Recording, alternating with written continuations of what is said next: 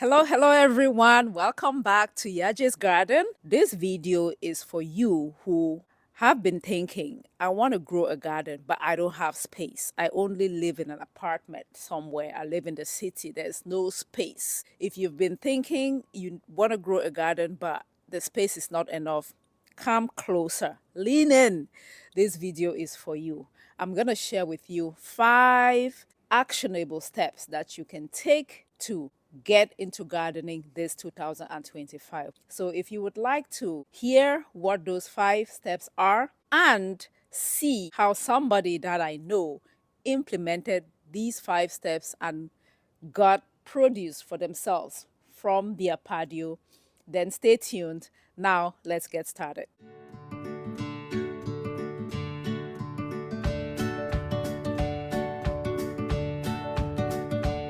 Did you know that gardening in a small space is actually awesome? Yes. And let me share with you why I think that is the case. The very first thing is that it is easier to maintain. Let nobody fool you. Gardening can be hard.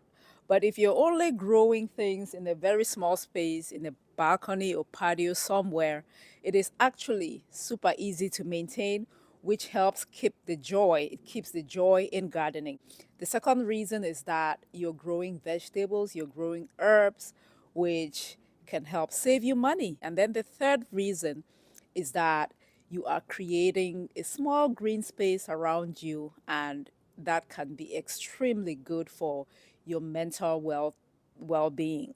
So the very first thing you want to do is assess the space that you have, whether you are in an apartment somewhere with a balcony or with a patio. By assessing the space, we're looking for 3 things: the size of that space, we're looking for number of hours that you get direct sunlight in that space. And the reason why this is important is because most plants need at least 6 hours of direct sunlight to thrive. And then the third thing that we are going to assess for is the air circulation.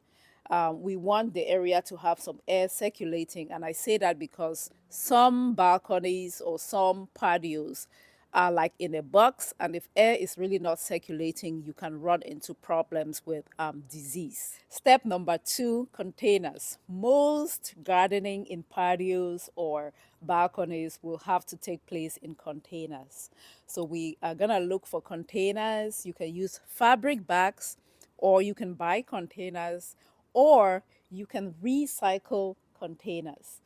A range of containers will work. It just depends on what you're trying to grow. But 5 gallons is what I'm going to recommend because that size of container can grow most things. It can grow peppers, garden eggs, tomatoes. You can grow a lot of these things in 5 gallon containers. But again, smaller containers will work if you're growing things like herbs. It just depends on what you're growing, but you would have to source for containers. You don't need to spend money. You can think outside of the box and recycle, or go ahead and buy something fancy. One thing that you want to make certain that your container has, or that you create for your containers: holes. We have to make sure that we create holes at the bottom of our containers for drainage, because if you are adding water to the soil in the container and it's not draining, the roots of your plants will be waterlogged and it will kill your plants. I can't tell you how many times I see people do container gardening and they don't put holes in the container. I'm like, what are you thinking? Make certain your container drains out water.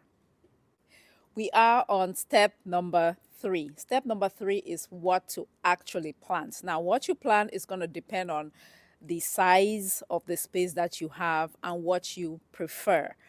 But you can grow a lot of things in containers, surprisingly. You can grow okra, eggplants, garden eggs, peppers, tomatoes, spinach, njama, ewedu, you name them. They can all grow in containers. Let me just share with you that the bigger the plant, the bigger the size of the container you need. Just a rule of thumb. For example, if you're growing things like peppers, garden eggs, or okra that grow big, you want the container to be big because it just means that the roots also need to go that deep into the soil. Now, where to get the seeds, I'm going to refer you to my favorite seed store, True Love Seeds. They do carry a variety of seeds. They have seeds for the African diaspora. So if you're looking for water leaf seeds, njama njama, garden eggs, okra, water leaf, ewedu, all these things, tomatoes, but just check out True Love Seeds. I speak about the African diaspora because I am African, but they have seeds for other ethnicities as well. So go to trueloveseeds.com, check out their seed collections and see what you love and pick out a few. Now, you don't want to start with too many. If you have just a tiny little space in your apartment, maybe three different things at most, that's what I'm going to recommend. Now let's talk about the soil that you will use for your containers. The soil for container gardening is just not any kind of soil because you're growing things in a very, very small space inside that container. So you need soil that has been formulated, or you need to formulate your own soil to be suitable for container gardening. What are we looking for? We're looking for the ability of that soil to retain moisture. We are looking for the ability of that soil to drain. I know you say retain moisture and you say drainage. Yes, those are two different things. You want the soil to be able to hold on to moisture so it's not just dry because, again, the space is limited, but you also want it to drain and not be waterlogged. Yeah, so container soils are formulated to meet those requirements and also, of course, provide nutrients. If you are going to buy the soil, just look for potting mix, Potting. I'm going to spell it because of my accent, but it should say, you don't have to buy this brand. I just want you to pay attention to the potting soil mix for outdoor use. This one says indoor and outdoor. That's because I was growing some things inside. But different brands, it doesn't have to be this brand. Just make sure you're getting potting soil mix for your container gardening. If not, you can research on how to formulate your own potting soil mix. You just need to add the perlite, and the other different soil amendments in there to make container soil. Now, step number 5, let's talk about feeding the plants and watering the plants because this is very important for container gardening. If you grow something directly in ground, usually the roots can grow and spread and go as deep as they want to find water and to find nutrients. But in a container, it's limited to that space. So this is very important. And a lot of people make mistakes when it comes to this. So I really need you to pay attention. Now, for the feeding, your soil is going to come with nutrients. But again, because it is limited in that 5-gallon bucket or maybe 3 gallons, your plants will suck the nutrients from the soil and then you need to replenish at some point. So yes, you will need to add back nutrients in the form of fertilizer. What I'm going to recommend is that you use a water soluble fertilizer. When it comes to feeding your plants in a container, I will err on the side of under fertilization than over fertilization.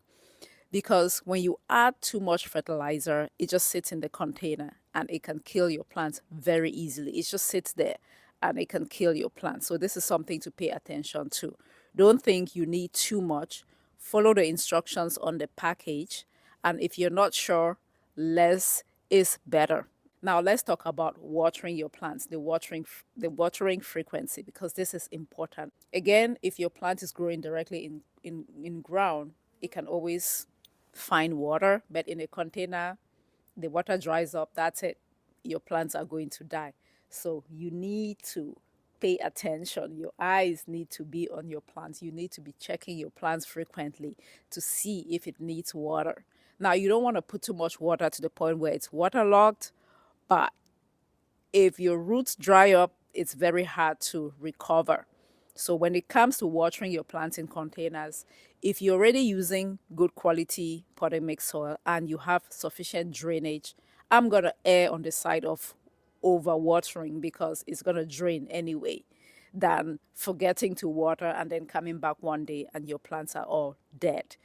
But keep an eye on the plants, stick your finger in there. If you stick your finger and it feels wet, then you don't need to water. You stick your finger and it feels dry, then you water. That is the rule of thumb for watering. Now I'm going to show you somebody who took all of this advice and they grew a garden for themselves in their patio. This lady is in Houston, Texas, so the same zone as myself. She is also from Africa. She was really wanting to eat some of the vegetables that she grew up with. She wanted to connect back to her roots and she wanted the vegetable fresh. And I'm like, it doesn't matter that you live in an apartment complex. You can still grow this vegetable and make a pot of vegetable and fufu for yourself. So she grew what I refer to as njama njama. And if you've been on this channel, you know I talk about njama njama a lot because I connect to it on a deep level. It is our traditional vegetable. And so she was able to follow the guidance, my guidance, and grow njama njama in her patio. I hope this inspires you to grow a garden for yourself, no matter where you are. Now let's watch Petra's garden. The garden is doing well this morning. These are my peppers. Elora is crying. Oh God. So I still have like I think a week to transplant. Petra the gardener. I'm so excited. This thing, Eugene picked it up from the trash. I'll add more soil. I'll go and buy soil tomorrow and fill it up and transplant in Jap there. If I have loose cash, I'll buy more containers. I have some buckets here. I'll use this one. If I don't know how to cut this one, it's too big. Like I'll transplant Jap in it, but the soil matter. Garden. I just transplanted my jamper. Okay. Here we go. Hey. I still have some here that are not fully grown or ready for transplant. I'll eventually spread these ones out and pick out some. Then just leave some there. Elora, I'm coming, Mama. This, and this.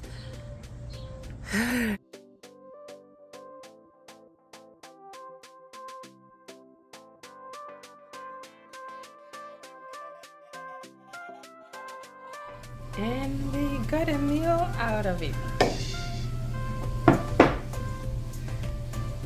I hope this video inspires you to start a garden of your own, no matter where you live, no matter the size of your space.